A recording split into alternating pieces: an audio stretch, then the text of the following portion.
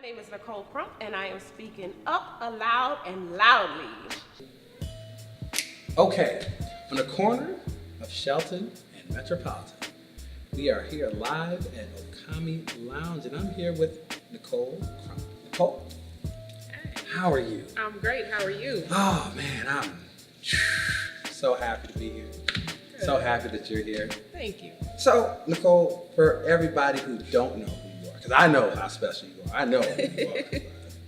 I just want you to let everybody know, but still, could you let everybody know who you are and what you do? Okay. Well, my name is Nicole Crump. I am a native of Houston, Texas. I am an actress here who moved to the Atlanta area to kind of further my career in the new Hollywood of the South. So true. Yeah. That's what's up. So, how long you been acting? I've been acting professionally since 2009.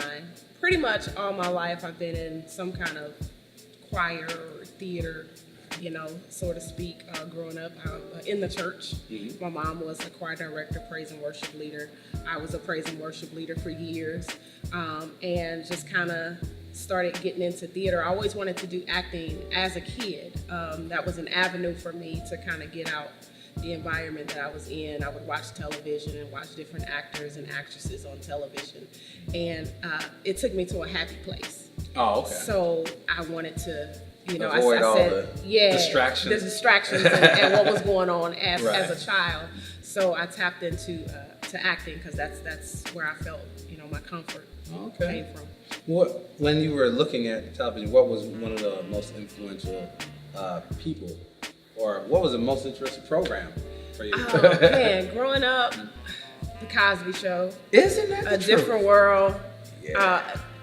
Some people don't even remember this. I may be telling my age, but Small Wonder. I don't know if Small y'all Wonder. remember that show. Oh wow. Okay. Mr. Belvedere, the Jetsons, things like that. Oh So man, yeah. that's what's up. Oh, that's great. So, when was your all right? So here you are. Your acting makes you happy. Acting is your thing. So, what's the first? Do you remember the first gig that you did? The first. What was it? How was that like? My first time on stage acting, I was about 14, and it was actually a production at church with my mom. Oh. And my mom, I was the rebellious child, and my mom was a powerhouse singer, and so that was the first time actually acting on stage. But to act on stage professionally and for a recorded taping was in 2009 for a director in Houston, Texas by the name of James Hudson. He has a production company called Showtime, and I came to do background vocals for him for singing, and he gave me some lines, and I ended up playing the lead lady in that production. Just like that. Just like that. Oh man, that's good. So, all right, migrating from Houston. This all was in Houston. Yes. So migrating now to Atlanta. What said, hey, Atlanta's this place as opposed to LA? Or you know what I'm saying? What was like? All right, well, is it closer or what? Well, I did some acting workshops in Houston, and actually Tommy Ford, rest in peace. He was one of the mentors who actually pushed me to come out here. He said, "Hey, if you really want to do it, I think you should move to Atlanta." I thought about it for about a few months, close to a year, and I just took that leap of faith. I prayed about it and just came. And my first week here in Atlanta, I was taking a nap, and I left my phone. I typically turn my phone on silent. Right. I left my ringer on, and I got a call from a casting company saying you booked Tyler Perry's For Better or Worse. So I was just an extra on that, and ended up being a repeat stylist on the show For Better or Worse for 4 seasons. So, yeah, That's what's up. thank That's you. great. So, all right, from that, like, how has your career progressed? I mean, if that was the first step, like, the next step, matter of fact, well, because I know. You're in a movie. Yes. This is not your first movie? No. Okay. What was your first movie first? My first movie is a movie actually, and it'll actually be on Netflix Okay. this fall, called Love Is. Love is. Love is. It's a love story, poetry movie. True. Yeah. And what part do you play in it? I played London Sims. London Sims was an actress in the movie. She was also a poet. She was just an entertainer, and she had a relationship. And the movie's basically based on the awareness of HIV/AIDS in the community, how it's spread, how a lot of us don't know what the statistics are, and awareness about getting tested. That's basically what the movie's about. Nice. Oh, that's very impactful. Yeah. All right, so, and your most recent movie. Okay. What's that? Yes. Love by Chance. Love by Chance. Yes. I happen to have the privilege of watching this beautiful movie before I even knew you, before I even met you or introduced myself. So, I got a couple questions about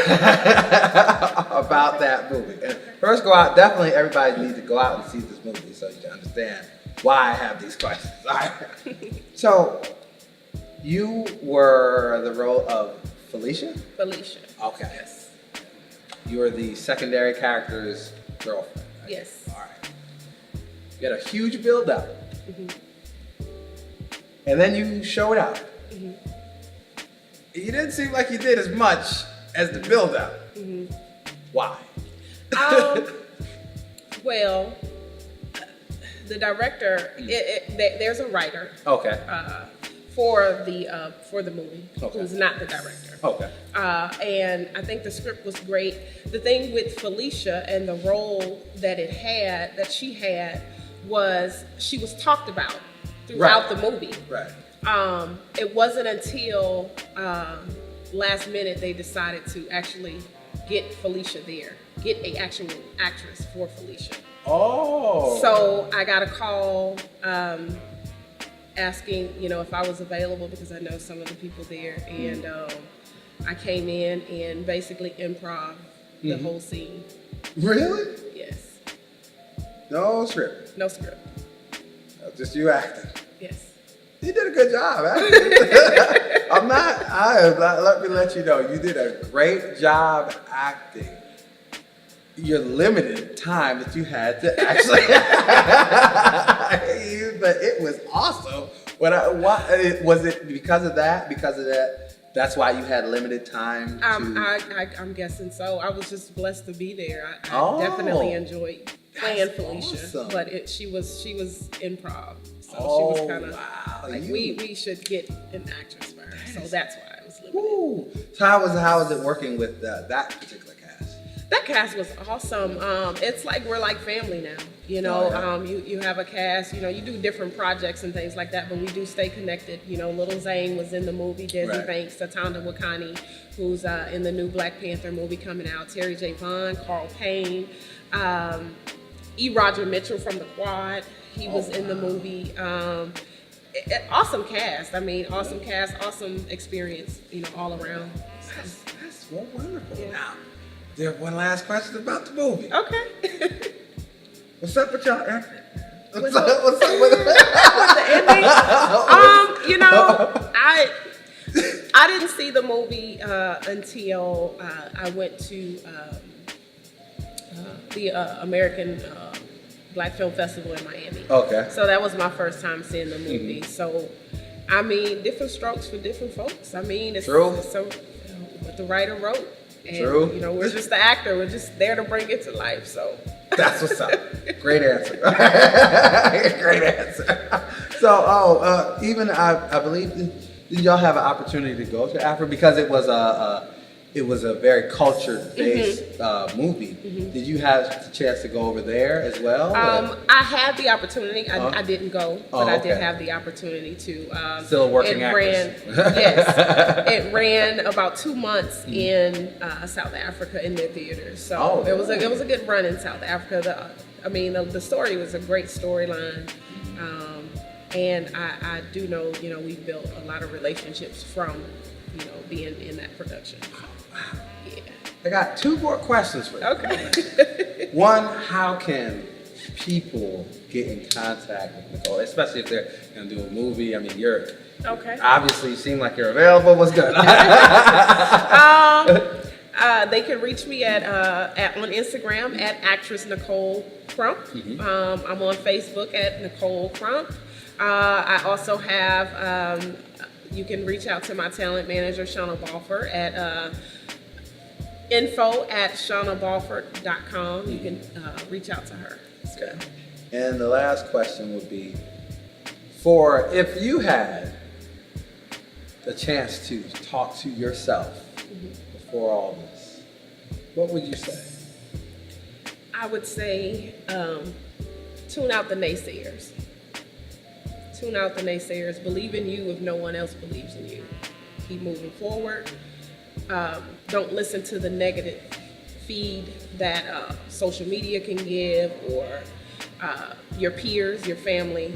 If you know what your dream and your passion is, pursue it. Keep going, stay focused, and you can do it. In because you're in the industry, okay, there's been this they always talk about the Illuminati. They always talk about all the dark part of the industry that nobody is keeping hush hush, or everybody's keeping hush hush or whatever. So have you seen that? Have you seen the? I personally haven't experienced it. I have people that I know in the industry that are heavy in the industry who has somewhat experienced that culture, or that, whatever they call themselves. Is it like a favor for a favor type deal, or is it? I mean, from what your friends would put it, is it because it's almost like a sacrifice? I believe that's exactly what it is. Just from their experiences of how manipulative the industry can be. If you're not grounded and rooted in what you believe in and in your talent and in your passion, I don't think you have to sacrifice anything to do what God has given you.